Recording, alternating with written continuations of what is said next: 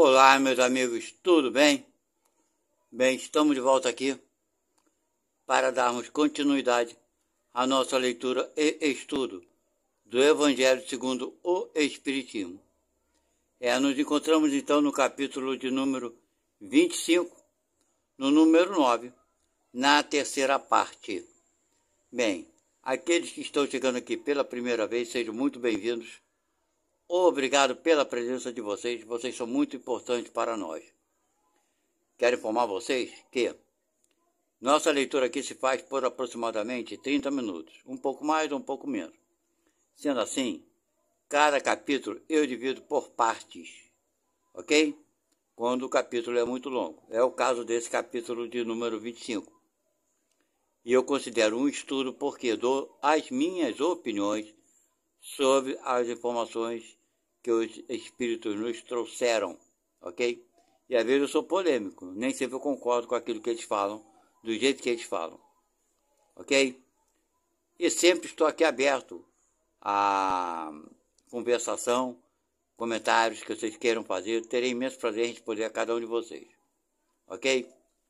Então nós paramos aqui, no número 9, cujo título está para esse trecho do Evangelho é: não vos inquieteis pela posse do ouro. Pela riqueza, né?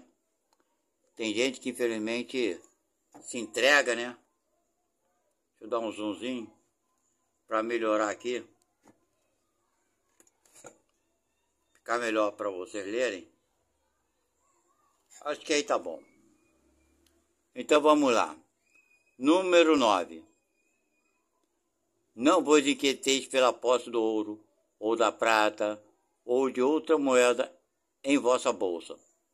Não prepareis nem um saco para o caminho, nem duas roupas, nem sapatos, nem bastão, porque aquele que trabalha merece ser alimentado. Isso é uma das coisas que está escrita lá na Bíblia, né? Etc e tal. Número 10. Em qualquer cidade ou em qualquer vila que entrardes, informai-vos de quem é digno de vos alojar, e permanecei com ele até que vos fordes. Entrando na casa, saudai-a dizendo que a paz esteja nessa casa. Se essa casa dela for digna, vossa paz virá sobre ela, e se ela não for digna, vossa paz retornará a vós. Quando alguém não quiser vos receber, nem escutar vossas palavras, sacude em saindo dessa casa ou dessa cidade, o pó de vossos pés. Eu vos digo em verdade, no dia do julgamento, Sodoma e Gomorra serão tratadas menos rigorosamente do que essa cidade. Quem falou isso foi Mateus. Está no capítulo 10, versículo 9 a 15. Bem, gente, então nós estamos vendo, são coisas que estão lá, que Mateus falou e coisa e tal, no Novo Testamento. Ok? Então não vamos levar as coisas, né, ao pé da letra. Porque, como eu sempre falo aqui, os apóstolos de Jesus Cristo, que foram os 12, escreveram todas essas mensagens anos e anos depois que Jesus já tinha sido assassinado. Deu para entender? A cabeça deles. Eles falaram daquilo que eles pensavam, das ideias que eles tinham. É claro que eles tentavam ter uma ideia próxima da realidade de Jesus, mas nem sempre conseguiram. É claro que não. Eram pessoas aprendizes como nós somos, ok? E aqui no número 11 fala o seguinte: estas palavras que Jesus dirigiu aos seus apóstolos, quando os enviava pela primeira vez para anunciar a boa nova, não tinha nada de estranhas nessa época. Estavam de acordo com os costumes patriarcais do Oriente, onde o viajante era sempre recebido sob a tenda. Mas então os viajantes eram raros, entre os povos modernos. O aumento da circulação levou a criar novos costumes. Não se encontram os costumes dos tempos antigos, senão nas regiões distantes, onde o grande movimento ainda não penetrou. E se Jesus retornasse hoje, não poderia mais dizer a seus apóstolos: ponde-vos a caminho sem previsões. Quer dizer, tudo foi naquela época, né? Porque naquela época, os viajantes eram raros. Não é isso? Mas, tipo assim, então, eles recebiam essas pessoas estranhas, como de costume, né? Com alimento, dando uma casa, dando uma moradia para aquele viajante ficar algum tempo, né? Naquele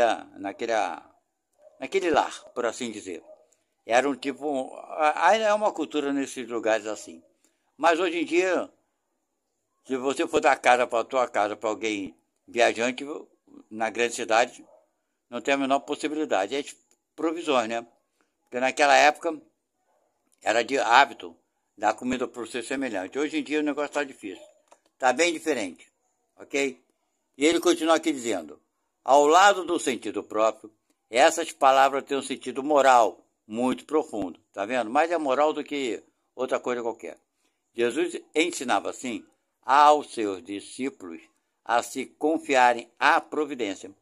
Depois, estes, nada tendo, nada poderiam tentar a cupidez daqueles que o recebessem. Não é isso? Eles não tinham nada. Era um meio de distinguir os caridosos dos egoístas. Por isso disse-lhes, informai-vos de quem é digno de vos alojar, quer dizer, quem é bastante humano para abrigar o viajante que não tem com que pagar, porque estes são dignos de ouvir a vossa palavra. Pela sua caridade, vós os conhecereis. Ou reconhecereis. Quer dizer, então é mais ou menos isso mesmo, né? É de acordo com que as pessoas tratam, elas dão aquilo que elas têm. Nós damos, elas não, a gente fica falando dos outros, né? É ridículo isso. Nós damos aquilo que nós temos. Elas não, somos todos nós que fazemos besteira. A gente tem uma mania de falar que os outros fazem isso, os outros fazem aquilo. Não é os outros não, nós também. Vamos aprender a ser humildes e ser menos hipócritas. Estou falando comigo mesmo. Mas é isso mesmo, a gente de vez em quando dá esse vacilo. Ele continua aqui. Quanto àqueles que não quisessem nem recebê-los, nem escutá-los, disse a seus apóstolos, para os maldizerem. Isso daí não é coisa de Jesus, claro que não, né? Vai logo vendo que não é, né? Pois é. Imporem-se a eles usar de violência e de constrangimento para os converter? Vou ler de novo aqui. Quanto àqueles que não quisessem nem recebê-los, nem escutá-los, disse aos seus apóstolos para os maldizerem? Impor-se a eles usar de violência e de constrangimento para os converter? Não, mas para irem pura e simplesmente para outro lugar e procurarem as pessoas de boa vontade. Não mandou seus apóstolos ofender, né? Nem falar xingar, mas de procurar aquele que quer ouvir. Vamos lá. Assim diz hoje o Espiritismo aos seus adeptos: não violenteis nenhuma consciência, não forceis ninguém a deixar a sua crença para adotar a vossa. Não lance, anátema sobre aqueles que não pensam como vocês. Acolhei aqueles que vêm a vós e deixai em paz os que vos repelem. Lembrai-vos das palavras do Cristo. Outrora o céu se tomava pela violência. Hoje pela brandura. Quer dizer, antigamente, né? Não tomava nada, mas era a expressão dada, né? Que a pessoa falava que para adquirir o céu tem que fazer isso e aquilo, bem, enfim, violentamente. Então hoje se sabe que não é isso. Quer dizer, a consciência humana já avançou bastante nesse aspecto, não é verdade? Bem, nós terminamos o capítulo 25, por acaso ele também não é um capítulo longo, é um capítulo muito curto. Nós vamos então para o capítulo 26, porque estamos apenas a 9 minutos. Está fazendo 10 minutos agora de estudo. Então nós vamos partir para esse capítulo aqui, que é o capítulo de número 26, que faz: dai gratuitamente o que recebeste gratuitamente.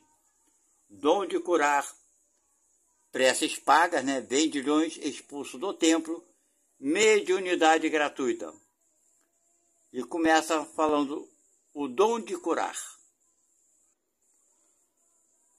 Número 1.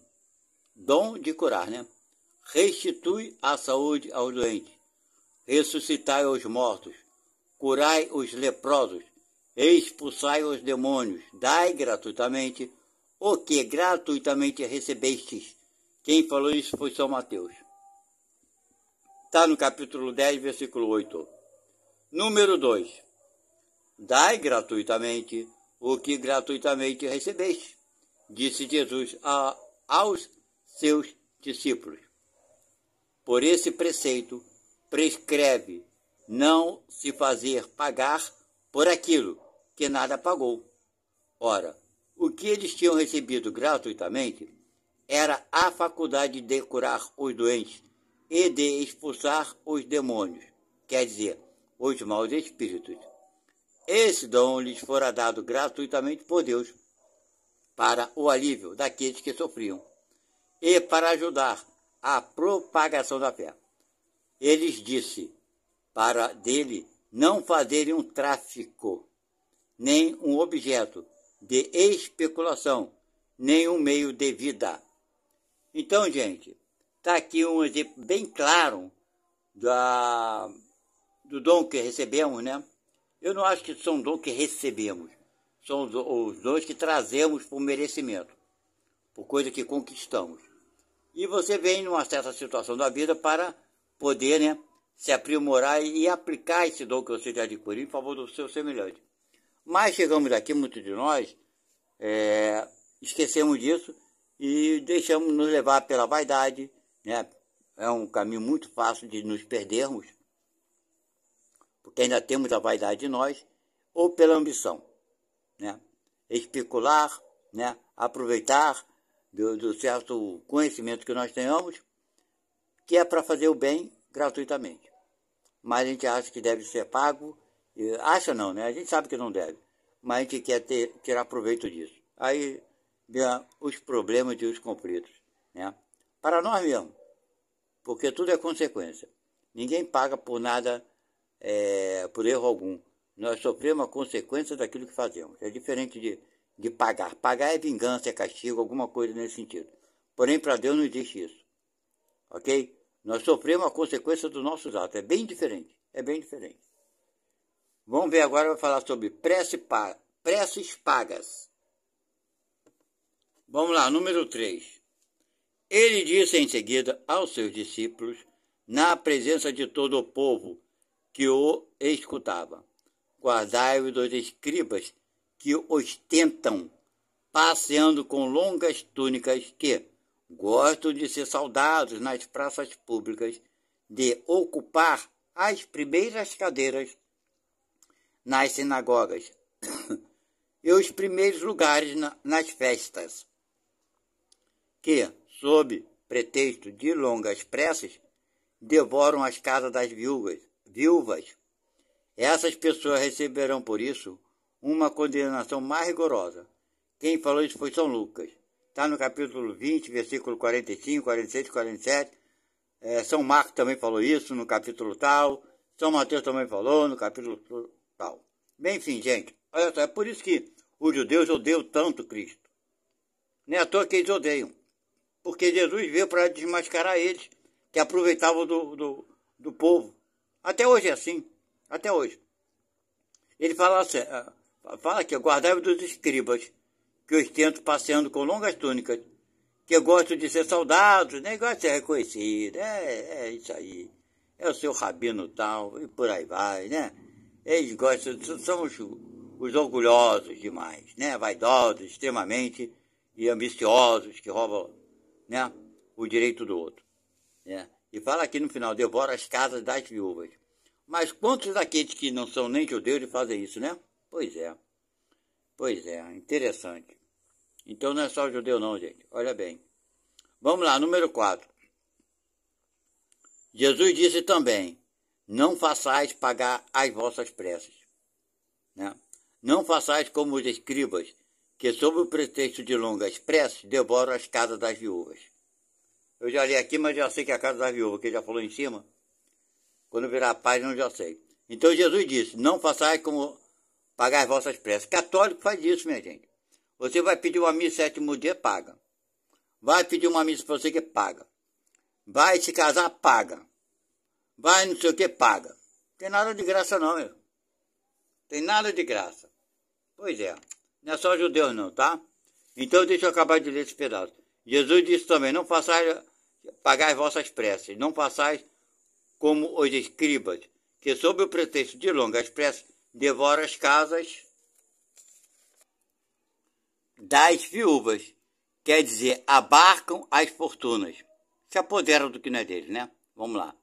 A prece é um ato de caridade, um impulso do coração.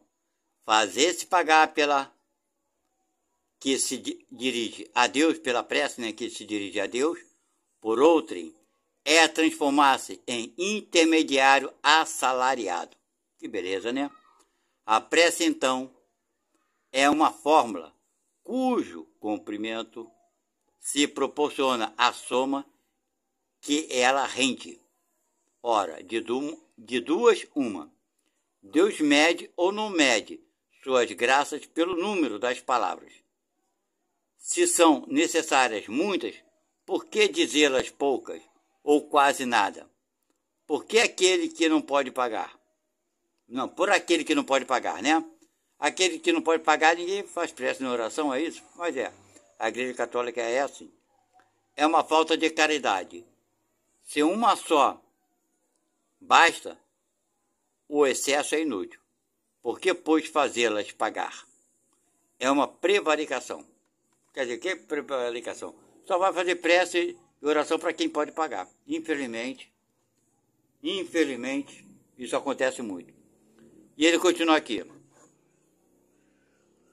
Deus não vende os benefícios que concede. Vende? Não vende, né? Pois é. Porque, pois, aquele que não é mesmo seu distribuidor, que não pode garantir a sua atenção, faria pagar um pedido, talvez sem resultado. Né? Você vai cobrar para fazer um pedido a Deus, nem resultado vai ter. Pois é. Deus não pode subordinar um ato de clemência, de bondade ou de justiça que se lhe solicita de sua misericórdia a uma soma de dinheiro. De outro modo, disso resultaria que, se a soma não fosse paga ou fosse insuficiente, a justiça, a bondade e a clemência de Deus seriam suspensas. A razão, o bom senso, a lógica, dizem que Deus, a perfeição absoluta, não pode delegar a criaturas imperfeitas o direito de pôr preço em sua justiça. A justiça de Deus é como o sol, que está para todos, para o pobre como para o rico. Se considera imoral traficar as graças de um soberano da terra, seria lícito vender as do soberano do universo? Quer dizer, não é isso? Pois é. E por aí a gente vai. Aí vem as religiões, né, infelizmente, ficando rica, cobrando por oração, por prece, pereré, parará, e vamos que vamos. E aí tem gente que paga, né? Não tem aquele que fala assim, você vai na igreja, aí tu responde, vou sim. Então ore por mim. Você acha que a tua oração por ele vai adiantar? Ele vai pro bar tomar a sua cachaça, a sua cerveja, vai para assistir o jogo de futebol, vai para a gandaia e pede para você orar por ele. Aí você que é bonzinho, você vai orar, mas vai adiantar? Mas você perca de tempo, não vai? Pois é. É que nem fala que adianta a pessoa fazer várias orações. Você pega a Igreja Católica, eu acho absurdo. Mas eles são assim, eles acreditam nesse dogma. Você comete um erro, um pecado, seja lá o que for, você vai confessar para o padre, aí ele manda você rezar 10 Ave Maria, 50 Ave Maria, 100 Pai Nosso e não sei o quê. e vai rolar. E a pessoa fica com aquele... Rapaz, eu esqueci o nome daquela correntezinha que vai contando, né? O terço. Aí vai contando quantas vezes orou. Meu Deus do céu, vou te contar. As pessoas não param para pensar. Deus, então, é a quantidade de vezes que você vai fazer oração é que vai te perdoar o teu pecado. Rapaz, que estupidez, né? Mas vamos que vamos. Ele continua. As preces pagas têm um outro inconveniente. Aquele que as compra se crê, ou mais frequentemente, dispensado de orar, porque se considerou kit quando deu o seu dinheiro. Olha só que absurdo. Olha o que a Igreja Católica ainda promove.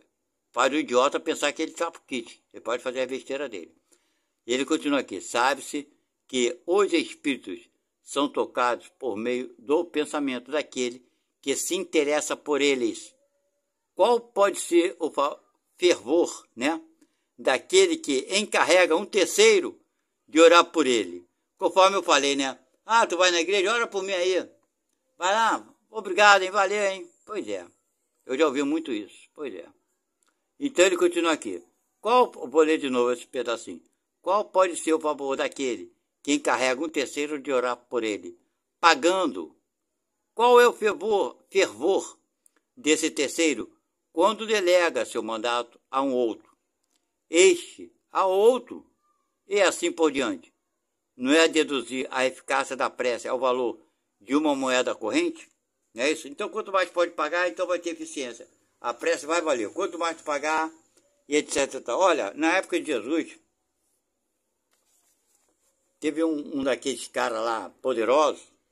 Rapaz, eu não sei quem foi, não. Acho que foi Herodes. Acho que sim, foi Herodes. Eu não tenho certeza, não. Mas foi um daqueles caras daquela época lá. Pode ser que o Herodes tenha sido eu. Não importa. Fiz cagada, eu vou falar. Fiz. Qual o problema? Mas vamos lá. Ele ia fazer uma besteira, que ele queria praticar o adultério e coisa e tal. Aí ele chama aqueles caras lá, os fariseus, né? Esse pessoalzinho aí, os judeus, né? Que são os escribas, né? Que gente maravilhosa, rapaz. Hoje muitos desses já estão... me passaram à frente, mas na época fizeram bastante besteirada. Bem, vamos lá. Aí ele chamou um daqueles escribas lá, uns caras daqui da lei, e falou, olha, cara, o negócio é o seguinte, eu vou cometer um erro aí, eu vou praticar o adultério, então vê aí, quanto que eu vou ter que pagar para ficar bem na fita com Deus. Então eu quero pagar isso aí, vê aí quantas moedas de ouro eu tenho que pagar. Aí o cara, o que tu vai fazer? Aí o cara falou pro outro, vou fazer isso, acho que ele ia pegar a cunhada, sei lá, um parente dele. Eu vou sair com fulano, vou sair com fulano, isso tá errado, mas então eu quero logo pagar logo, vai ficar logo kit com Deus. Então eu já vou pagando logo. Aí o cara falou, são tantas moedas de ouro, me dá não sei o que, me dá não sei o que lá, pereré, parará. Aí o cara foi e deu. Lá aquele doido lá um desses escribas, né? Pois é, um desses judeus. Não adianta falar outra coisa não, porque naquela época lá naquela área, quem comandava eram os judeus. Mas enfim, ele pagou antes de cometer o erro. Nem assim até hoje. A pessoa comete seus erros, e vai chegar lá, erra. Pra cacete, chega na igreja, faz a sua confissão, tá resolvido o problema. Então ele faz a cagada a semana toda, chega no fim de semana, vai lá e faz a sua confissão, e Deus manda, Deus não, desculpe. O padre manda ele rezar não sei quantas Ave Maria, não sei quantos Pai Nosso, e tá perdoado. Aí o cara, pô, que bem, ainda bem que eu vivi até hoje, né, até domingo. Aí semana que vem vai carregar de novo e vai fazer, porque é isso que a igreja quer. Quer que o cara vá lá confessar e deixe o dinheirinho dele, né? Quantos não dão dinheiro? Tu acha que essa época lá que Herodes deu dinheiro, pagou antes de cometer o erro, até hoje não acontece isso? Até hoje é a mesma coisa. Até hoje é a mesma coisa. Interesse de quem paga, interesse de quem recebe. Quem está sendo enganado ali? Sabe, o cara casa com uma pessoa toda errada, não sabe que vai ser enganada, sabe. Quem está errado? A pessoa que já fazia as coisas erradas ou aquele que casou com a pessoa que sabia que a pessoa ia fazer a coisa errada? São os dois. Ele não tem inocente, não. Tem inocente? O padre é pior do que o cara que paga. Ah, minha gente, leva a mão. Não, para mim não tem. Inocente, não. Ok? Vamos ler aqui agora sobre os vendilhões expulsos do templo. Então vamos lá, número 5. Eles vieram em seguida a Jerusalém, e Jesus, tendo entrado no templo, começou por expulsar aqueles que aí vendiam e compravam. Derrubou as mesas dos cambistas e os assentos dos que vendiam pombos. Não permitiu que ninguém transportasse nenhum utensílio pelo templo. Ele os instruiu também, dizendo-lhes: não está escrito: minha casa será chamada casa de orações por todas as nações? E todavia fizeste dela um covil de ladrões. O que os príncipes dos sacerdotes, tendo ouvido, procuraram um meio de fazê-lo perder-se, porque eles o temiam, visto que todo o povo estava arrebatado em admiração por sua doutrina. Quem falou isso foi Marcos. Então Jesus chegou lá, segundo aconteceu, eu realmente suspeito. Eu sou suspeito, não acredito que tenha sido dessa forma. Ele pode ter chegado lá e falado, agora falaram que, segundo a história, alguns dizem que Jesus saiu quebrando tudo, chutando aquela porcariada toda, expulsou todo mundo, que são vendedores, vendedores, né? Que vendiam santinho, vendiam imagem, vendiam isso, vendiam tudo em nome de Deus. Então, os sacerdotes, na época, viram que era uma boa desculpa naquele tal bolado com Jesus, que Jesus se dizia, né, o Filho de Deus, o enviado, o Messias de Pereira, diziam que ele era, né? Enfim, então armaram ali uma bela desculpa para poder prender Jesus e matá-lo. E ele continua aqui, número 6. Jesus expulsou os vendedores do templo, condenando assim o tráfico das coisas santas, sob qualquer forma que seja. Deus não vende nem sua bênção, nem seu perdão, nem a entrada no reino dos céus. O homem, pois, não tem o direito de as fazer pagar. Agora, vamos parar por aqui, são 27 minutos, porque aqui é mediunidade.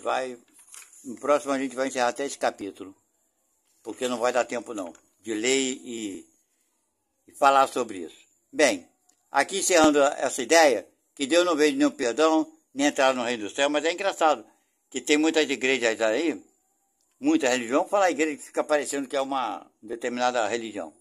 Muitas religiões por aí que venderam terreno, lote no céu. E tem gente comprando.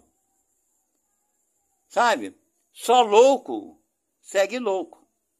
Não é isso? Então são cegos querendo ser enganados por outros cegos. Existe inocente ali? A pessoa que, vou comprar um terreno lá no céu. Quando morrer, um pedacinho do céu já está garantido. Rapaz, brincadeira não. É brincadeira não. Mas existe. No próximo do ano 2000, havia aquele boato que ano 2000 ia acabar o mundo, que pereré, parará, aquele negócio todo. Os pastores de várias religiões, né, os seus chefes das religiões, não pediram aos seus seguidores para doar seus imóveis? Doe tudo para a igreja, porque vocês se libertam disso, está entregando tudo para Deus. Dê tudo que vocês tiverem. As pessoas idiotas deram seus bens todo, o mundo não acabou. Quem ficou rico? Os pastores, às custas dos idiotas. Não é isso? Por que idiota? Porque não quer pensar. Para pensar, se o mundo ia acabar, merda. Você vai dar o que para quem? Se o mundo vai acabar? Para pensar, será que a pessoa é tão idiota assim? Mas é tão idiota assim que deram. E o mundo não acabou e se ferrou. Quantos se mataram depois disso? O mundo não acabou, estava na miséria e agora? Idiota. Idiota. Não para pensar, pelo amor de Deus, né, gente? Mas existe. E fazer o quê, né? E quem vai sofrer a consequência? Quem? Nós mesmos. Ok, então vou ficando por aqui. Estamos aí com 29 minutos batendo. E a nossa próxima leitura será então o capítulo... Será a segunda parte, né? Segunda parte do capítulo 26. Bem aqui. Bem, gente, 26, 27, vai, se eu não me engano, até o 28. Acaba o nosso evangelho daqui a 2 capítulos só. O que vai acontecer? Depois desse livro, do Evangelho segundo o Espiritismo, nós vamos dar início à leitura do livro dos Médiuns. Ok? Já está na nossa programação. Então acredito que mais umas 2 ou 3 semanas, ou 4, ou tá um mês, chegando perto do fim de ano, né? Nós vamos terminar esse livro nesse ano, o Evangelho, com certeza. E vamos já praticamente iniciar em dezembro, por aí, ou um pouco antes, né? O livro dos Médiuns. Fique atento aqui à nossa leitura e estudo. Bem, vou ficando por aqui. Tchau, fiquem com Deus. Até a próxima.